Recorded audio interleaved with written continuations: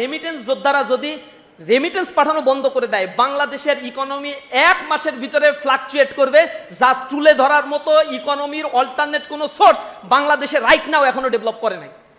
কিন্তু আশ্চর্য, তাদের কোনো মর্যাদাই নাই। তারা গিয়ে দাঁড়ায় থাকে অ্যাম্বাসেডরের কাছে। অ্যাম্বাসেডর মনে হয় সাহেবজাদা, নবাব, মুঘল সম্রাট, সর্বশেষ সম্রাট, এরকম একটা ভাব নিয়ে পায়ের উপরে পা তুলে থাকে। আর বিদেশে আমার দেশের শ্রমিকেরা গিয়ে কত কষ্ট করে যে জীবনযাপন করে, আনবিলিভেবল।